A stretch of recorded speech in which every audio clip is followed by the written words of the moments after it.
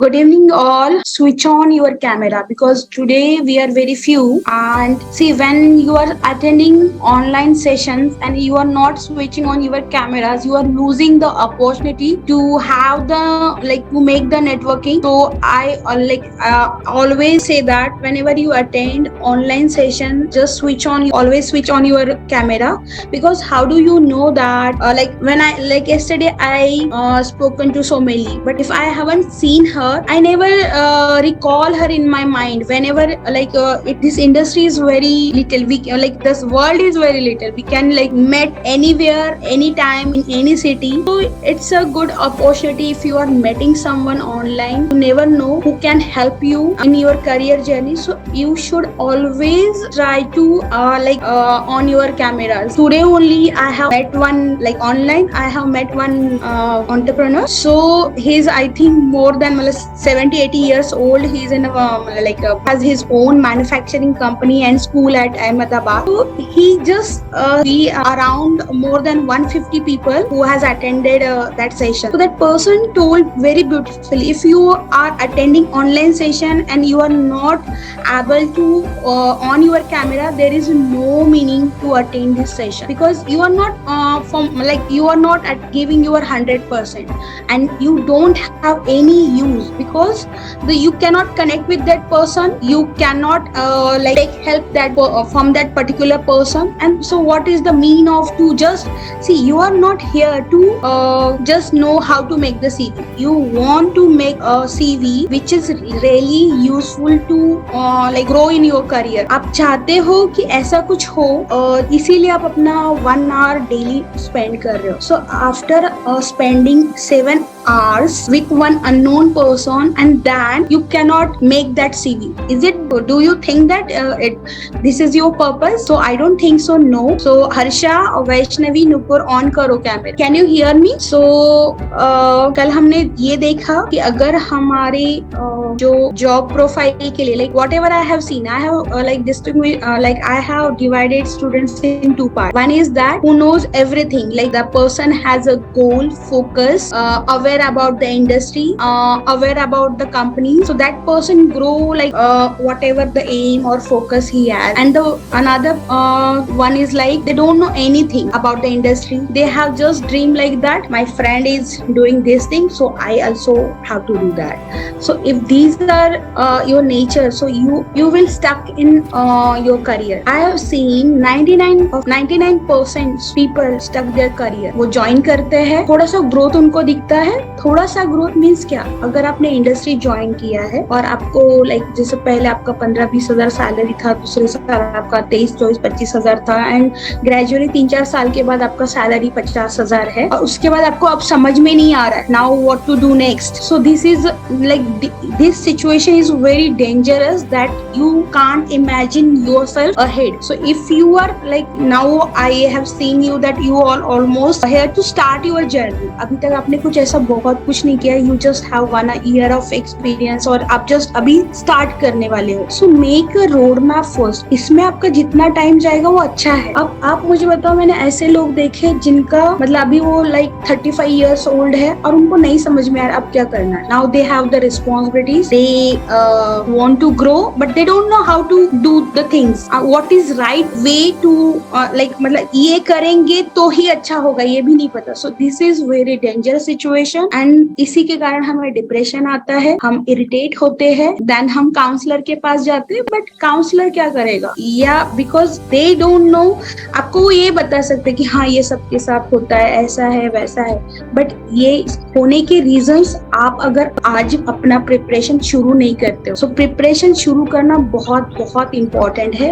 And I want ये जब session हो जाएंगे तब आप लोग जो भी प्रोफाइल के लिए जाना चाहते हो या आपके जो गोल है उस अकॉर्डिंग आपका सीवी बनाओ. और सीवी ऐसा नहीं रहेगा कि आज आपने बनाया and that is the final CV. Okay, so you have update for each and every interview. whenever you facing any interview, before that interview you have to update your CV. so ये हमेशा याद रखना. It's not like that कि आज आपने CV बनाया and next day आपने वो 3-4 साल के लिए वैसे ही रखा है, या फिर आप जस्ट अपना जैसे जॉब प्रोफाइल अपडेट कर रहे हो या कुछ जो आपका एड्रेस चेंज हो गया हो. Because as a human being you are also like evolving, so आपका सीवी भी उसी तरह होना चाहिए। तो सीवी क्या है? CV is one document that will go before you are meeting the recruiters. So आप सोचो एक इतना वो डॉक्यूमेंट इतना डायनामिक होना चाहिए that will give your like personality details और आपका एक प्रेजेंटेशन या आप कैसे हो इसके बारे में बिना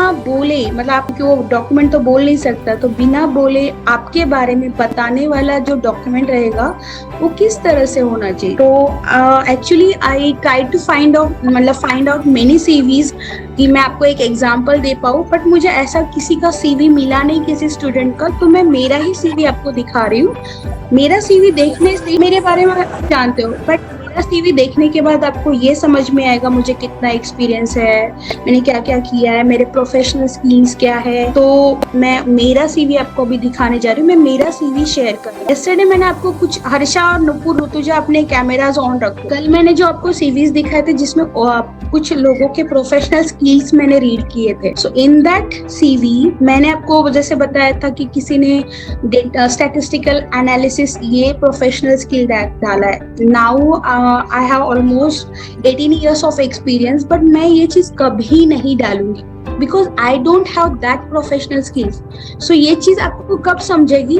अगर आपने सच में कोर्स बहुत अच्छे से किया है। सी इन इंडिया वी लाइक हम पोस्ट ग्रेजुएट होते हैं, बट आपको आश्चर्य लगेगा एक एमफार्म स्टूडेंट, मतलब ऐसे तो मुझे बहुत सारे स्टूडेंट मिलते हैं, एक एमफार्म स्टूडेंट की बात बता रही हूँ that girl has a CGPA more than 8 point something, मतलब अराउंड उसको 80% के ऊपर मार्क्स मिले होंगे। एंड आई आस्क्ड हर कितने सिस्टम्स है ह्यूमंस में, कितने सिस्टम्स होते हैं, एंड शी मतलब like that she wasn't able to answer that question।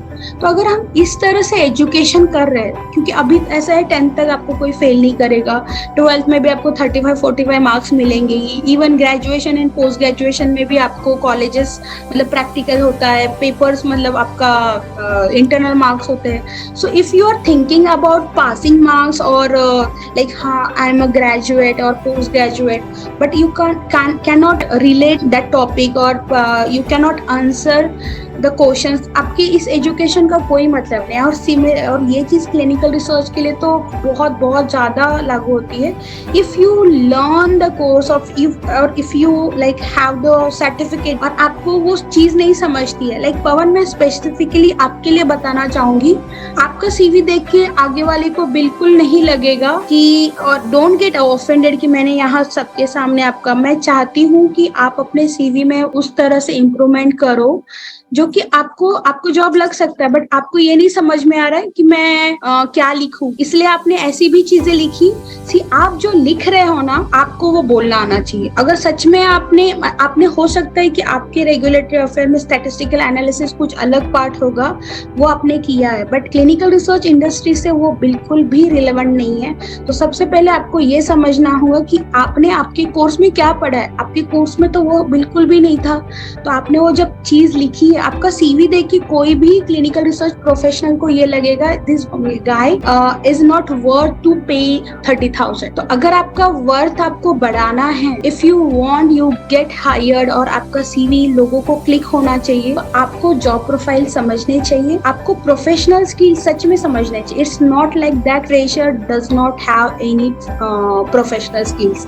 हम एक्सपीरियंस के साथ तो वो स्किल्स एक्वायर कर लेते हैं, but as a fresher also आपने रेगुलेटरी में जॉब किया है, आपने एक कोर्स किया है, तो वो डेफिनेटली आपके पास ऐसे स्किल्स है जो आपको उसमें मतलब सीवी में डालने चाहिए, और जिसके आप आंसर भी दे सकते हो इंटरव्यू में, और आपका सीवी लोगों को क्लिक भी होना चाहिए। तो अगर जैसे आपको लग रहा हो कि हाँ मैंने सीवी बहुत अच्छा बनाया है, बट बीइंग मतलब लाइक क्लिनिकल रिसर्च प्रोफेशनल आपका सीवी नहीं अच्छा लगेगा रिक्रूटर को। तो अभी ये मेरा सीवी है। मैं अभी जैसे आपको कल बताया था कि I am not going to apply any is here. So rather than writing objective, I write professional summary. मेरा ये CV यूज होता है जब भी मैं कहीं एज अ स्पीकर जाती हूँ, तो मुझे मेरे बारे में बताने के लिए ये इजी होता है, या उन लोगों को समझने के लिए कि हाँ मैंने अभी तक क्या क्या किया है, और they if they want to give my introduction to their like attendees और audience, so by this CV they can give that. So कभी भी आपका ना फॉन्ट जो होना चाहिए, स्टैंडर्ड फॉन्ट 12 होता है, और आपको जो फॉन्ट साइज है वो टाइम रोमन में होना चाहिए. अगर आप अपना CV वर्ड में बनाते हो तो आपको वहाँ पे टाइम रोमन ये फॉन्ट आएगा, क्योंकि टाइम रोमन में आप प्रॉपरली देख सकते हो. और वो जो फॉन्ट होता है वो एकदम खड़ा खड़ा होता है, उसको इटैलिक या बोल्ड नहीं करना चाहिए. सिंपल जो हेडिंग है वो आप भली कर सकते हो. तो आपका जो अलाइनमेंट है वो भी प्रॉपर होना चाहिए, वो ऐसा नहीं कि आगे पीछे है. लेफ्ट हैंड साइड में आप अपना नेम डालोगे, राइट हैंड साइड में आपका परमानेंट एड्रेस. यहाँ पे मैंने मेरा ऑफिस एड्रेस डाला बिकॉज ये मेरा लाइक इंट्रोडक्शन के लिए. अगर मैं जैसे कल मैं आपको वो भी CV दिखाऊंगी एज अ, अगर विजया भक्ते फ्रेशर रहेगी तो वो किस तरह से CV बनाती थी, और विजय भक्ते जब उसको 2-3 साल का एक्सपीरियंस हुआ था तब वो किस तरह से CV बना, मतलब किस तरह से उसका CV रहता था. ये मेरा 18 इयर्स एक्सपीरियंस का CV है. तो यहाँ पे मेरे फोन नंबर्स, मेल ID जो मैं मतलब अभी यूज कर रही हूँ. प्रोफेशनल समरी में इस तरह से टाइटल आना चाहिए, 15 years of experience in clinical research industry and 4 years experience in pharma industry. Now मतलब करंटली मैं एज अ डायरेक्टर हूँ. तो यहाँ पे मैंने मेरा शॉर्ट समरी लिखा है. तो इस शॉर्ट समरी में देखो मेरा एजुकेशनल क्वालिफिकेशन आया है, मेरा एक्सपीरियंस भी आया है कि मैंने क्या किया है इस 15 साल में.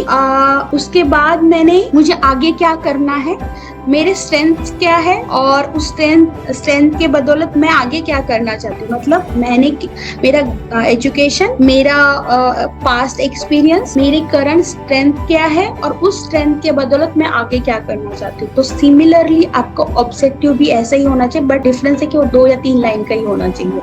कि आपका क्वालिफिकेशन क्या है, आप अगर फ्रेशर हो तो आपके स्किल्स क्या है, एंड इन दैट स्किल आप उस कंपनी के लिए क्या कर सकते हो. So no one is interested in you and your degree. Everyone और एवरी ऑर्गेनाइजेशन इज इंटरेस्टेड कि आपको अगर हायर करने के बाद आप उस ऑर्गेनाइजेशन के लिए या उस पोजीशन के लिए क्या करोगे. So Pawan, you should make sure that आपका ऑब्जेक्टिव ऐसा होना चाहिए. आप ये चीजें लिखो, बिकॉज आप इसका रिकॉर्डिंग आपको नहीं मिलने वाला है और आप भूल जाओगे. इसलिए मैं बहुत अच्छे से हिंदी में एक्सप्लेन कर रही हूँ कि आपका ऑब्जेक्टिव 3 लाइन का होना चाहिए, ज्यादा से ज्यादा चलो 4 लाइन का, जिसमें आपका क्वालिफिकेशन, आपके skills, it may be professional और सॉफ्ट स्किल्स और पर्सनालिटी स्किल्स, जो कि उस ऑर्गेनाइजेशन या उस जॉब प्रोफाइल के लिए क्या जस्टिस देने वाले हैं, ये होना. अगर आप फ्रेशर हो तब तो आपका ऑब्जेक्टिव अभी जैसे मैंने बोला ऐसे ही होना चाहिए. It's not like that I want to enter in clinical research industry and learn the things and want to enter in a reputed organization which gives me professional and personal growth. while ऐसा ये जो आप लिखते हो ना, ये बहुत ही बकवास ऑब्जेक्टिव है. उसके बाद आपका प्रोफेशनल एक्सपीरियंस, मेरा प्रोफेशनल एक्सपीरियंस है तो जो सबसे हाईएस्ट है वो मैंने ऊपर लिखा है. ठीक है, तो जैसे director and founder of Canvas clinical research since April to till date. उसके बाद मेरा उसके पहले वाला को founder at Exceed clinicals from 2016 to 2018, then project coordinator at Clinera, project coordinator at Adron. And आप अगर देखोगे मैंने पूरे ईयर मेंशन किए हैं. सो अगर आप देखोगे 2005 से मैंने मेरा करियर जर्नी शुरू किया था टिल 2023, वो सारी चीजें डिस्प्ले हो रही है. सो आप अगर कोई मैं नहीं हूँ वहाँ पे और मेरा CV देखता है तो उस बंदे को समझ में आएगा कि 2005 से इन्होंने शुरू किया था और 2023 तक ये क्या क्या कर रहे हैं और मेरा ग्राफ कैसे गया है. जैसे मैंने 2005 में बिजनेस डेवलपमेंट एग्जीक्यूटिव इस जॉब से फार्मा कंपनी के लिए सर्व किया था. जैसे सोमिली आप जैसे अभी मार्केटिंग कर रहे हो तो मैंने भी मार्केटिंग किया है फार्मास्यूटिकल का, बट मैं डिवाइसेस में नहीं थी, मैं फार्मास्यूटिकल इंडस्ट्री में लाइक मेडिसिन में थी। तो यहाँ पे वो एक्सपीरियंस बहुत ज्यादा रिलेवेंट नहीं है, तो मैंने बहुत ज्यादा इलेबोरेट नहीं किया है, जस्ट वन लाइन में मेंशन किया है, सो दैट रिक्रूटर्स को पता चले कि हाँ 2005 से 2008 तक मैं कुछ अलग चीज कर रही थी which is not related, but हाँ कुछ तो कर रही थी। तो आप भी अगर जैसे अभी एक इंडस्ट्री से दूसरे इंडस्ट्री में जा रहे हो, तो आपको लिखना है, क्योंकि उनको पता चलना चाहिए कि लास्ट 1 ईयर 2 ईयर 3 ईयर आप क्या कर रहे थे। बट अगर आप उसके बहुत सारे वो सब डिटेल्स डालोगे कि एग्जैक्टली आप क्या कर रहे थे, आपका प्रोफेशनल स्किल्स क्या है या जॉब प्रोफाइल क्या था, तो it wasn't relevant to current job, तो वो आपको नहीं लिखना चाहिए। देन प्रोफेशनल स्किल्स, अभी since last 18 years I was in this industry, तो इस 18 ईयर्स में मैंने क्या क्या प्रोफेशनल स्किल्स एक्वायर किए हैं वो मैंने लिखे। अगर आप मैंने स्टडी स्टार्टअप से लेके क्लोज आउट तक ऑलमोस्ट सारी एक्टिविटीज की है। तो मैं अभी जो काम करती हूँ, लाइक अगर मुझे अभी किसी CRO में या स्पॉन्सर कंपनी में मेरे स्किल्स बताएं, तो मैं ये बोलूंगी कि service provider in clinical, because at present I am the service provider और consultant that I can give the services to the CRO और sponsor company from startup to close out। तो अभी एक्चुअली मैं दे रही हूँ, तो मैंने लिखा है किसको दे रही हूँ सर्विसेज, मैं CRO और स्पॉन्सर को, for feasibility completion to archival of the clinical trial documents as per the guideline. इससे क्या होता है, एक तुम्हारे जो भी काम तुम कर रहे हो उसको ऑथेंटिकेशन या सपोर्ट मिलता है कि हाँ the person knows the guidelines which is used in India. Then I am like indulging ethics committee, ये काम मैंने किया है, so I can write it down कि मैं एथिक्स कमिटी रजिस्ट्रेशन कर सकती हूँ या किया है, या मैंने मतलब NABH एक्रेडिटेशन और ये सब मैं जानती हूँ। CDSCO is a Indian regulatory authority, तो आपको ये पता होना चाहिए। इफ लाइक इससे मैं बता रही कि हाँ मुझे पता है कि इंडिया में क्या होता है, तो ये तुम्हारे स्किल्स को एक सपोर्ट देते। तो आपको भी इस तरह से लिखना चाहिए कि हाँ, जिससे आपको मतलब आगे वाले को पता चले हाँ इसने कोर्स सच में किया है, इसको अंडरस्टैंडिंग बहुत अच्छा है। Then provides direct leadership and management for CCRSPL teammates, ये मेरा रोल है ऑर्गेनाइजेशन में। Continuously evaluates research programme compliance, quality, effectiveness, identifies and develop opportunities for improvement that provide greater value for stakeholders। Stakeholders mean जिनके लिए मैं काम कर रही हूँ इस इंडस्ट्री के। And then indulge in the activities of business development, ये अभी मैं कर रही हूँ। So अगर आप देखोगे मेरे प्रोफेशनल स्किल, मैंने जो किया है और मैं जो कर रही हूँ और जो मैं करना चाहती हूँ उसका कॉम्बिनेशन है। तो सिमिलरली आपको भी अभी आप जिस जॉब, इसीलिए आपको job profile and company knowledge होना बहुत बहुत जरूरी है। आप लोग मैक्सिमम लोग मैंने देखा लिंक्डइन पे एक पोस्ट देखते हो and I am interested, please contact on this mail ID, इस तरह से अप्रोच करते हो रिक्रूटर्स को। बट आपने कभी सोचा है सच में क्या रिक्रूटर्स आपको अप्रोच करते हैं? So this is just waste of time and efforts, और फिर ऊपर से हमें ये लगता है कि यार मैंने तो अप्लाई किया था but I didn't get the reply. I don't think so India में कुछ इस तरह से भी जॉब लगती है राइट वे से। बट अगर आप इस तरह से CV बनाओगे, डेफिनेटली आप जहाँ भी CV भेजोगे आपका सिलेक्ट होगा। ये जो कंपनीज है, इतने कंपनीज में जब भी मैंने मतलब CV भेजा था या अप्लाई किया था, before applying I know everything about that company, कि मैं किस पोजीशन के लिए अप्लाई कर रही हूँ, मेरा जॉब रोल क्या हो सकता है उस कंपनी में अगर मैं सिलेक्ट हो जाऊंगी। थर्ड थिंग, उन लोगों के इंटरव्यूज के क्राइटेरियाज क्या है, मतलब क्या पूछ सकते हैं वो लोग। तो इतना रिसर्च मैं करती थी। इवन दो मैंने नोवार्टिस कंपनी के लिए भी, PV के लिए, like when I started as a CRC, after 1 or 2 years I appeared one interview in Novartis. मतलब मेरा डायरेक्ट इंटरव्यू हुआ था प्रोजेक्ट मैनेजर जो थे नोवार्टिस के PV के। That time also I have done research, kind of मतलब research was that कि कौन मैनेजर होगा जो मेरा इंटरव्यू लेगा, व्हाट इज देयर एक्सपेक्टेशंस, क्या वो चाहते हैं, what exactly my job role, मुझे कब ज्वाइन होना पड़ेगा। I got selected, but that time I realise that कि आज मुझे यहाँ पे 20-25 हजार मिल रहा है, मैं मुंबई जाऊंगी, ठीक है मेरा 40,000 हो जाएगा, मुंबई में 40,000 है, नागपुर में 25,000। सो 25,000 is the best deal in Nagpur other than 40,000 इन नागपुर। अगर मैं ग्रो भी करती हूँ तो भी मैं बहुत अच्छे से घर या मेरा जो रूटीन है या हेल्थ है वो मुंबई में नहीं रह सकते। ये मेरा पर्सनल व्यू था। So I choose to stay in Nagpur. तो इस तरह से भी आपको सोचना है कि हाँ आपके क्या एक्सपेक्टेशंस है। लाइक समवन उसको लगेगा नहीं, आई जस्ट वांट टू मतलब मुझे इंडिया रोम करना है, मुझे देखना है मुंबई का लाइफस्टाइल, हाँ नोवार्टिस बहुत अच्छा कंपनी है तो मुझे जाना चाहिए। तो ये सब आपका हर एक का पर्सनल डिसीजन हो सकता है एंड उसके लिए आपका फैमिली बैकग्राउंड आपको किस मतलब या फैमिली आपको किस तरह से सपोर्ट करते हैं, अकॉर्डिंगली दैट यू कैन मतलब आपको जॉब के लिए अप्लाई करना चाहिए। इट्स नॉट लाइक दैट कि हाँ मैं उठी और गई और मैं वहां जाके एकदम मेरे लाइफ में हैवॉक क्रिएट हुआ and then I have to come back और return back to my home city. तो इस तरह से नहीं होना चाहिए। You just have to think every aspects of your life about you and about your family. Then excellent knowledge of ICH-GCP, ICMR guidelines, NDCT 2019, SOP, PSSV मतलब pre site selection visit, SIV, ये activities मैंने की है और ये बहुत important है clinical operation में। Site initiation visit, monitoring, auditing,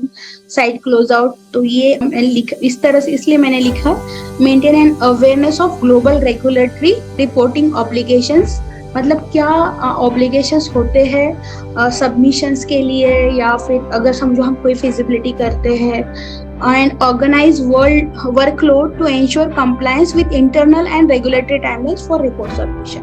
submission के लिए अदर जो भी एक्टिविटीज हम डे टू डे लाइफ में मतलब हमारे काम वर्क प्लेस में करते हैं उसके ऑब्लिगेशन या सबमिशन टाइमलाइन मुझे पता है। अगेन मैं अदर एक्टिविटीज क्या करती हूँ which is related to clinical research industry to spread awareness among stakeholders from industry and life science students. I have started YouTube channels since 2019, उसका link मैंने दिया है। तो इस तरह से फिर आप रिलेट कर सकते हो। अगर आपका कोई स्कूल का एक्टिविटी लाइक यस्टरडे अब मैंने आपको बोला था कि आप जब आपके एक्टिविटीज के बारे में एक्स्ट्रा करिकुलर एक्टिविटीज या ऐसा किसी एनजीओ से कनेक्टेड हो और आपको उसके बारे में लिखना है तो आप ना जैसे आप अभी like you are dealing humans in clinical research और समझ लो ऐसी किसी ह्यूमन बीइंग के लिए आप कुछ कर रहे हो किसी एनजीओ से रिलेटेड, तो आप वहाँ अपना परसेप्शन डालो why you are doing and hence I am in this industry which is very close to humans and same things while living my I also want to help others hence I associate, मतलब वो आपका motive भी नहीं। तो that will also give a weightage. अगर मैं just डाल देती मेरा यूट्यूब चैनल है, डू यू थिंक दैट किसी को समझ में आता वो यूट्यूब चैनल किस लिए बनाया, क्या ये भी एक लाइन में आप बता सकते हो। तो इससे आपकी पर्सनालिटी पता चलेगी, आपका वर्क पता चलेगा, एज अ ह्यूमन बीइंग आप कैसे हो। मतलब आप तो ग्रो कर रहे हो बट अलॉन्ग विथ मतलब आप जब ग्रो कर रहे हो along with you also want आपकी सोसाइटी में भी आप किसी को हेल्प करो और वो भी आपके साथ ग्रो करे, ये आपका इंटेंशन है। सो इन दिस वे आपने एक मैसेज आपके सीवी के थ्रू दिया है। अभी मैंने जैसे बोला कि मैं इतने सालों से इस इंडस्ट्री में हूँ, तो क्या किया मैंने इस इंडस्ट्री में। सो सिंस मैंने जितने प्रोजेक्ट्स किए हैं almost I have done 25 projects. तो उसमें मैंने कहाँ किए हैं उनके डिटेल्स दिए और कौन से प्रोजेक्ट्स किए हैं, लाइक उनके फेजेस और प्लेसेस और इंडिकेशन दिया है। तो clinical trial details done during the tenure of Jan 2009 to 2017 के बाद मैं बिजनेस डेवलपमेंट में आई थी, तो इसलिए मैंने एक्चुअल क्लिनिकल ट्रायल्स नहीं किए, तो मैंने 2017 तक के डिटेल्स दिए। तो जैसे आप देखोगे मैंने जहाँ जहाँ काम किया है वो हॉस्पिटल्स के वगैरह नाम मैंने दिए हैं। यहाँ ननीचे आपका मतलब जैसे अभी ये तो मैंने जैसे इंट्रोडक्शन के लिए मेरा सीवी बनाया था, बट आप अगर जैसे किसी को भेज रहे हो तो आपका लेफ्ट साइड में नेम, प्लेस और डेट और आपका साइन करना चाहिए नेम के ऊपर में। तो ये इस तरह से अगर आप सीवी दोगे, अगर आप जैसे आपको एक्सपीरियंस है 3 ईयर लाइक मधु को एक्सपीरियंस है 2 या 3 इयर्स का, तो मधु ने अभी तक जो जो किया है आपको वो अभी जिस पोजीशन के लिए उनको अप्लाई करना है उससे रिलेट करके आपको डालना चाहिए। मतलब उस आपने जो 2 साल में या 3 साल में जो स्किल्स एक्वायर किए हैं, जो प्रोफेशनल स्किल्स एक्वायर किए हैं और हो सकता है जो नेक्स्ट जॉब के लिए वो लगने वाले हैं, तो अकॉर्डिंग टू दैट आपको वो सीवी अपडेट करना चाहिए। Got my point Madhu? Yes ma'am, I get it. So in this way आपको आपका सीवी अपडेट करना चाहिए। सो अभी तक आपको कुछ डाउट है, आपको ऐसा लगता है कि आपका सीवी बनाते वक्त आप इस तरह से नहीं बना पाओगे या आपको कुछ कंसर्न है, आप कुछ पूछना चाहते हो, आप आपको नहीं समझ में आ रहा है प्रोफेशनल स्किल्स क्या डालने चाहिए बीइंग अ फ्रेशर और having like experience in other industry, और अब इसके लिए क्या डालूं? आर यू अवेयर कि अभी आपको नेक्स्ट मतलब जो फ्रेशर्स है लाइक पवन, अब you should have to apply like आप जैसे ईटीएमएफ के लिए कर सकते हो, रेगुलेटरी अफेयर के लिए कर सकते हो, सबमिशन एंड पब्लिकेशन दोनों के लिए कर सकते हो, पीवी के लिए कर सकते हो, सीडीएम के लिए कर सकते हो। बट उसके लिए आपको आपका सीवी बहुत स्ट्रॉन्ग रखना चाहिए, तभी आपका जो एम है that you want to leave this industry and join clinical research industry, वो जो पर्पस के लिए आप करना चाहते हो वो सॉल्व आपको समझा पवन? यस मैम, अभी समझ गया। इस तरह से आप करो, क्योंकि देखो आप जब चाहते हो ना कोई इंस्टीट्यूट आपका सीवी रेफर करे कहीं, इट इज दैट कि मैं मेरा नाम का वेटेज भी आपको आपके सीवी को दे रही हूँ, एंड मैंने आपको गाइड किया है, ये भी उससे रिफ्लेक्ट होता है। सो अगर आपका सीवी उस हिसाब से नहीं है ना, तो आगे वाला ये लगेगा उसको कि यार that person is just taking advantage of our friendship or our professional relationship. So we cannot do that thing. Like अगर मैंने मेरी कोई professional networking का misuse कर रही हूँ, so many times it may happen कि उनको जब कुछ जरूरत रहेगी they also टेक अप, मतलब वो भी एक ये कर सकते हैं, मतलब वो भी मिसयूज कर सकते हैं। So it's the rule. कोई भी हायर हायरार्की के लोग हैं, कोई भी आपको यही एडवाइस करेगा कि आप एक अच्छा सीवी बनाओ, then I will definitely refer you. आप एक अच्छा नॉलेज हो, भले ही आपको अभी टाइम लगेगा, बट डेफिनेटली आप कभी भी आपके करियर में आगे तक नहीं रहोगे, यू विल ग्रो। और ये आप अभी मतलब आपने जितना सोचा भी नहीं होगा उससे कहीं ज्यादा ग्रो करो। सो this is one thing. And आपको कुछ डाउट है, अभी किसी को कुछ पूछना है कि हाँ किस तरह से आपका, या Madhu you can ask. Yes, ma'am. I just want to ask that what one should add in cover letter and resume.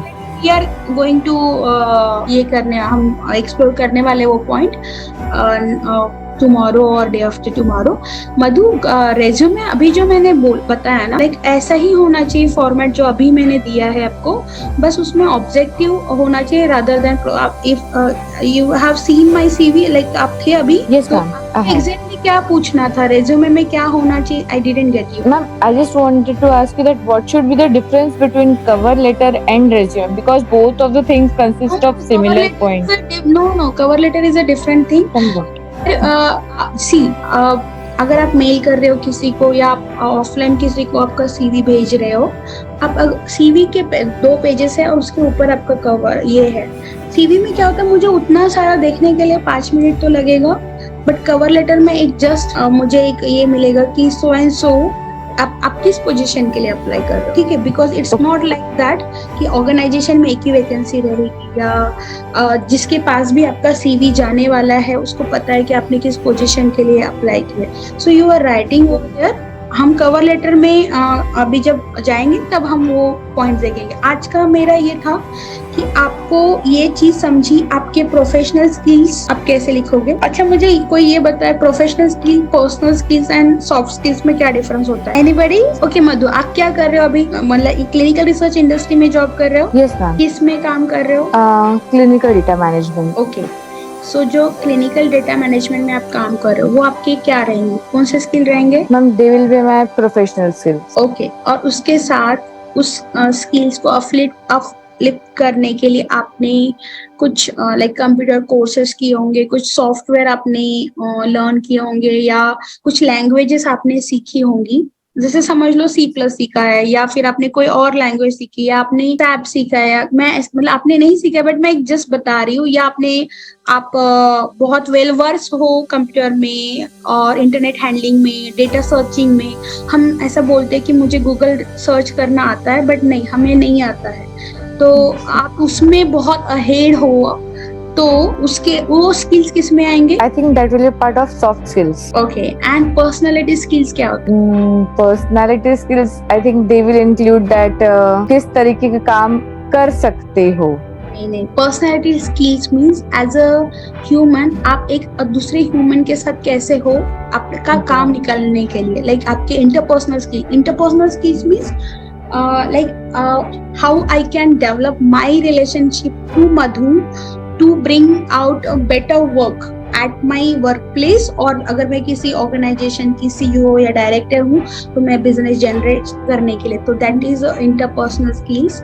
People management, अगर मैं एक टीम में काम करूँ तो मैं कितनी अच्छी हूँ लोगों को मैनेज करके मेरा काम निकलवा सकूं, या अगर मैं कितनी अच्छी हूँ कि उस टीम में मैं अपने आप को फिट रख सकूं। टाइम मैनेजमेंट हुआ, उसके बाद हम ये जो स्किल्स आते हैं ये पर्सनैलिटी, इवन अगर आप एक्सट्रोवर्ट हो बट वो एक्सट्रोवर्टनेस आपका ऐसा कुछ है कि आप उससे कुछ ऐसा काम करवा सकते हो जो दूसरा या इंट्रोवर्ट या एक नॉर्मल पर्सन, सी हम वी आर वेरी डिफरेंट, मतलब इंडिविजुअली हम सब अलग अलग है।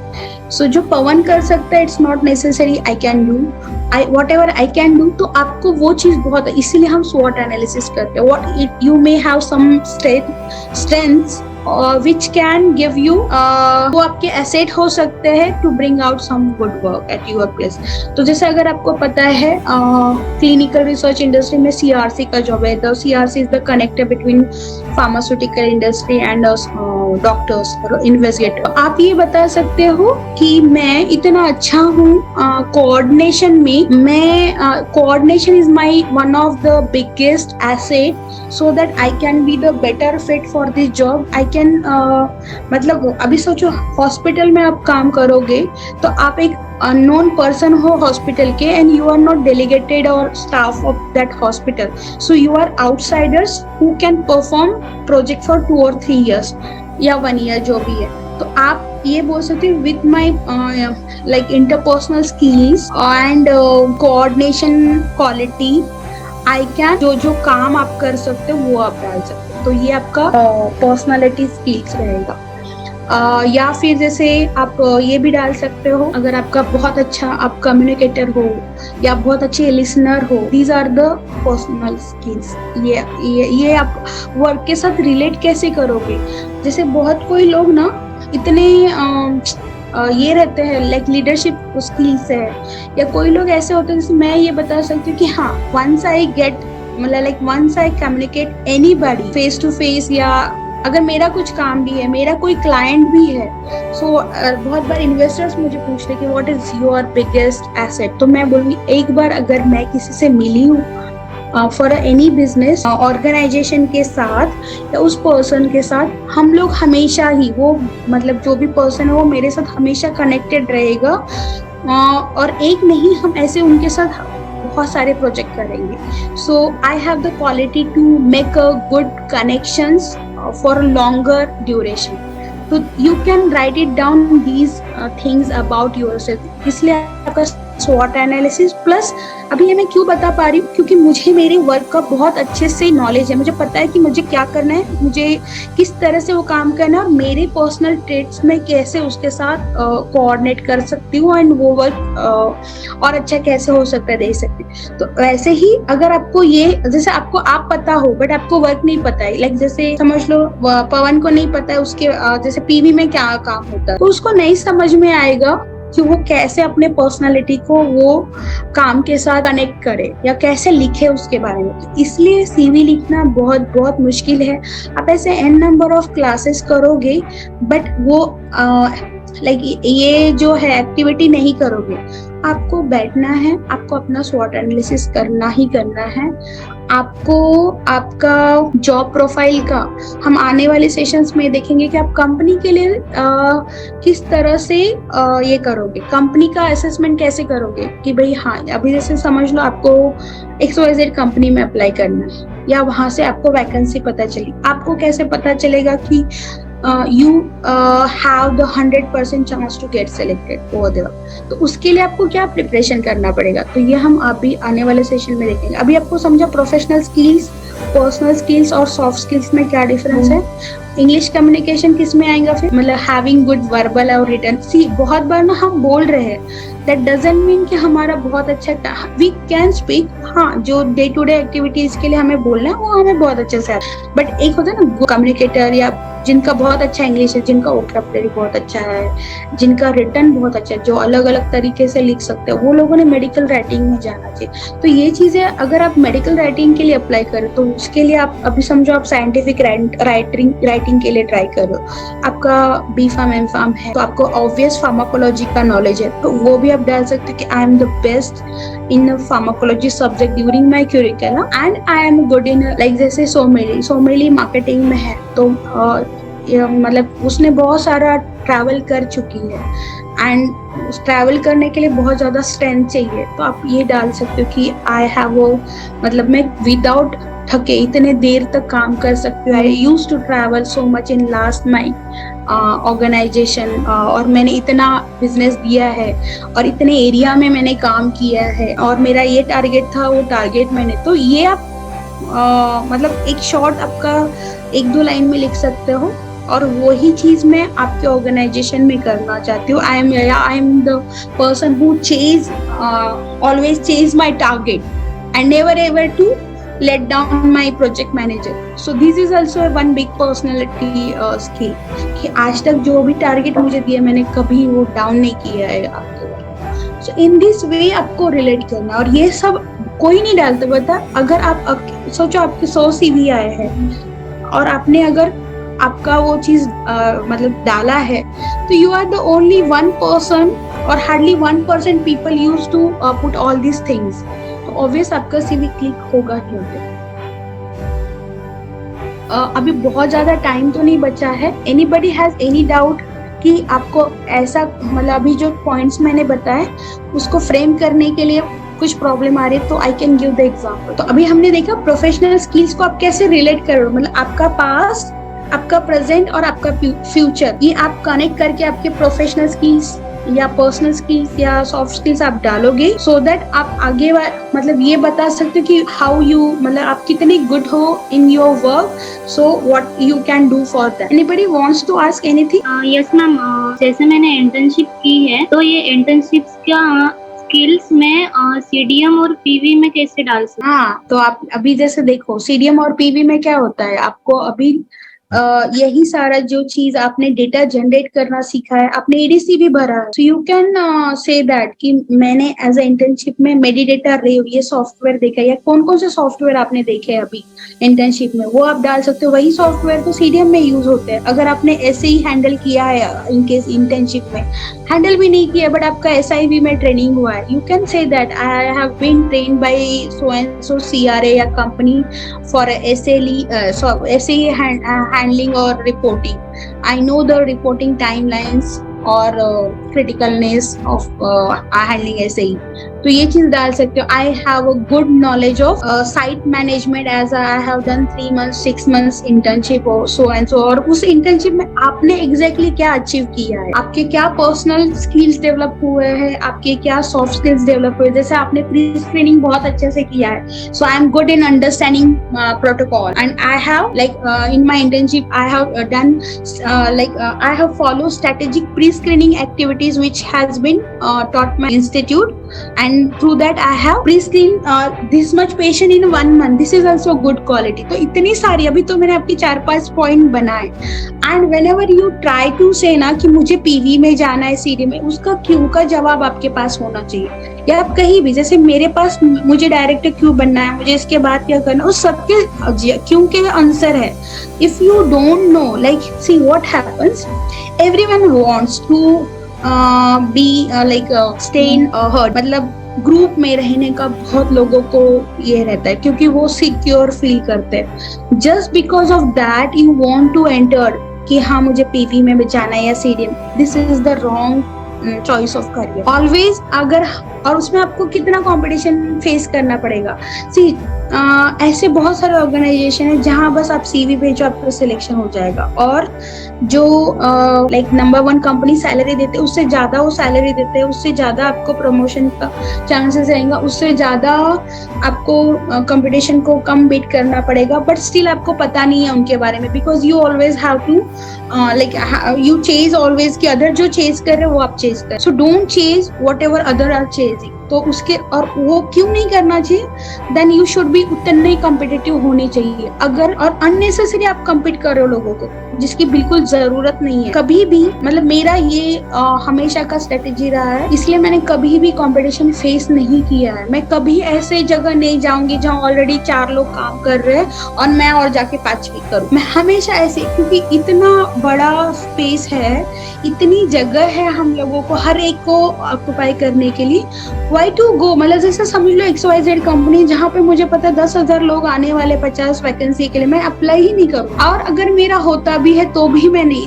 This was the another reason that I haven't joined Novartis. I always join such organization where my leadership skills has been honored, क्योंकि I know that अगर वो मैं नहीं कर पाऊंगी तो I cannot satisfy myself। तो हम जॉब में आपने देखना, आप अपने अराउंड ऐसे कितने लोगों को देखा है जो सेटिस्फाइड है अपने करियर। हर वक्त आप यही सुनोगे, यार मेरा ऐसा है, मुझे सैलरी अच्छी नहीं, मुझे जॉब अच्छा नहीं, उसका प्रमोशन हुआ बट मेरा नहीं हुआ, मैं देख रहा हूँ यार मुझे ये बनना है, मुझे वो बनना है। क्यों का जवाब किसी के पास नहीं है।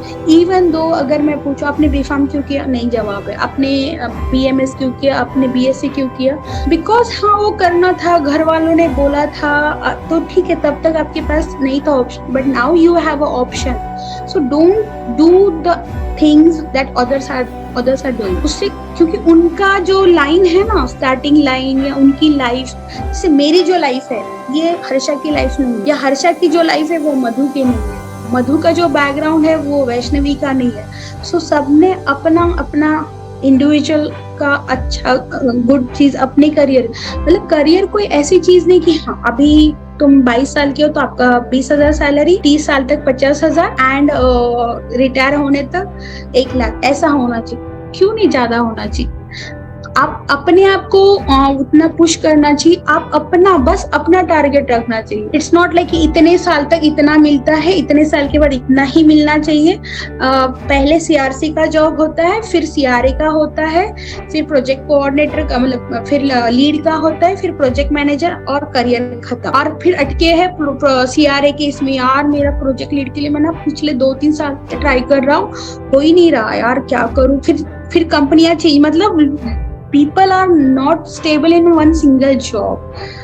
बहुत बार प्रमोशंस लोगों के क्यों होते हैं, क्योंकि कोई बचता ही नहीं उसके सिवा। This is the reason. आज की जो भी डायरेक्टर्स है बड़े बड़े ऑर्गेनाइजेशन के, देख लेना वो कुछ अलग नहीं है या वो बहुत तोप नहीं है, बट उनका प्रमोशन इसलिए हुआ कि उनके साथ वाले सब चले गया एंड वो अकेला पर्सन बचा जो लॉयल लगा कंपनी को।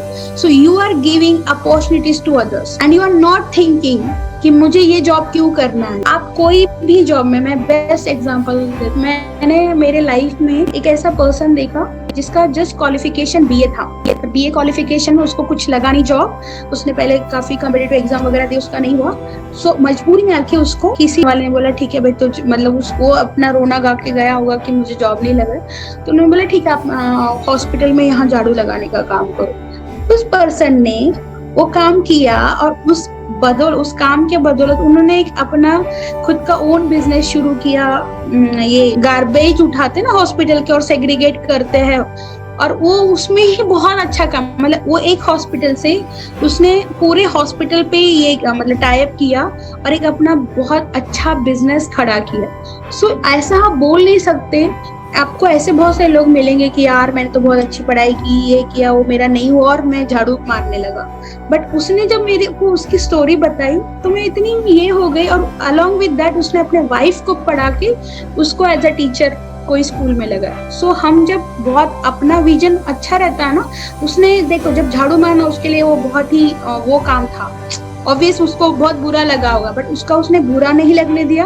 और जब उसने मतलब इतने छोटे मतलब ये चीज से उसने अपने आप के लिए अपॉर्चुनिटी भी ढूंढी। सो इन सिमिलर वे आपको अपने लिए अपॉर्चुनिटी ढूंढनी है, आपको कम्पीट नहीं करना है किसी की, या आप मतलब ऐसा नहीं है। आपको कैसे पता चला कि ये जॉब आपके लिए सही है, ये आपको खुद पता चलना चाहिए। तो आपको जॉब की कमी नहीं रहेगी। You are never ever get stuck in the job, और आप ग्रो ही करते जाओगे, आपका ग्राफ कभी नीचे नहीं आएगा। बट अगर आप, और ये सब चीजें आपको बताने के लिए बहुत लोग नहीं मिलेंगे, बिकॉज ये चीज 1% लोग ही करते हैं। आज आप किसी भी कंपनी के क्लिनिकल रिसर्च इंडस्ट्री के डायरेक्टर्स देखोगे या प्रोजेक्ट मैनेजर, मतलब प्रोजेक्ट मैनेजर के ऊपर का जो भी डेजिग्नेशन देखोगे, having opportunity to change the company, then also they prefer to choose to stay in that same company. और आप देखोगे कि उनको 16 साल 15 साल ऐसा एक्सपीरियंस हुआ है सेम कंपनी में, and then they are the director, CEOs और अच्छे पोजीशन पे है। और अगर आप उनको पूछोगे क्या आप अलग किया, तो उन्होंने बस ये बोला कि मैं इसी कंपनी में टिका रहा in whatever the reason, मतलब जो भी मेरे अप एंड डाउन थे। अगर आप दोगे तो आपको भी वो कंपनी बहुत देगा। तो आपको वो चीज समझनी, आपको profile, LinkedIn is the very very good platform to understand, to observe, to have the network, to get the job opportunities, to know the people. आप लोगों को बस देखना है कि लोगों ने क्या किया है इस क्लिनिकल रिसर्च। तो लास्ट 15 सालों में का ग्राफ लोगों का देखना, ये इंडस्ट्री बहुत नहीं है, बहुत ज्यादा टाइम नहीं हुआ है। 2005 या 2000 से ये इंडस्ट्री शुरू हुई है। 2000 वाला फर्स्ट बैच है, 2010 मतलब वो सीनियर, 2010 वाले लोग के जूनियर्स, और अभी जो आया 20 वो उनके, मतलब 3 डिकेड्स ही हुए हैं अगर आप वैसे देखा जाओगे तो अगर आप देखोगे जो भी आज ग्लोबली काम कर रहे हैं तो वो कैसे कर रहे हैं, उनके जॉब प्रोफाइल्स, और जॉब प्रोफाइल्स देखने के लिए तो आपको किसी से बात भी नहीं करना पड़ेगा। सो इन दिस वे अगर आप चीजें देखोगे, आप ऑब्जर्व करोगे तो आपको समझ में आएगा। अगर मैं एग्जैक्टली लोगों को पूछती हूँ कि ग्रोथ क्या है, तो वो लोग ऐसा अभी CRC, फिर CRA, फिर project manager, this is not a growth. मतलब आज 5,000 सैलरी, फिर 7,000, फिर 10,000, फिर 20,000, this is not the growth. और डेफिनेटली आप ऐसे करोगे आप स्टक हो। और इसीलिए लोग अपने जॉब में खुश नहीं है, इसीलिए लोग अपने जॉब में 100% नहीं दे पाते, बिकॉज आपने सोचा है कि हाँ ये इसके बाद मेरा प्रमोशन, बट आगे वाले ने सोचने के लिए आपने क्या किया। आज का हम सेशन कंक्लूड कर देते हैं। टुमारो वी विल सी कि जो फ्रेशर रहेगा या जिनको 2-3 साल का एक्सपीरियंस है, वो लोग अपना CV कैसे बनाएंगे। सो एज अ विजय भक्ते जब फ्रेशर थी वो कैसे अपना CV बनाती थी, because I don't have anybody. अगर आप चाहते हो कि मैं किसी का CV बना दूं तो फिर आप अपना भी, पर मुझे आपके बारे में नहीं पता है जितना मुझे मेरे बारे में, that's why I am not able to make your. इसीलिए कभी भी अपना CV दूसरों को बनाने मत दो, या दूसरों की CV के टोपो मत मारो। मतलब मैंने, मेरे ख्याल से 3 दिन पहले मैंने एक इंटरव्यू लिया था, उसने इतना अच्छा CV बनाया था कि मैं खुद इम्प्रेस हो गई। और मेरे साथ जो और लोग थे जो इंटरव्यू लेने वाले थे, वो भी अपन इसी का पहले इंटरव्यू लेते। जैसे हमने इंटरव्यू लेना शुरू किया, पहले मतलब हार्डली 5 मिनट में पता चला कि CV पे टोपो मारा है किसी। तो इन दिस वे यू मतलब कांट गो अहेड। चलो ठीक है, bye bye, see you tomorrow at 5 PM। Thank you. Bye ma'am.